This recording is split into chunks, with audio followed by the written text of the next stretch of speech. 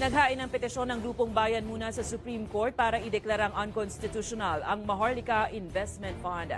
Ayon kay Bayan Muna, Chairman Nery Colmenares, bukod sa paglabag sa konstitusyon, maituturing ring grave abuse of discretion ng MIF. Iginiit ni Colmenares na dapat hindi minadali ang pagpapasa nito dahil wala namang public emergency. Habang duda rin ng grupo sa kakayahan ng Maharlika Investment Fund kung saan paglalaanan ng pondo kahit walang kasiguraduhan kung kikita ito. Mababatid na kamakailan lang ay nagbigay na ang Development Bank of the Philippines at Land Bank of the Philippines ng kani-kanilang kontribusyon para sa pagpapatakbo ng MIF.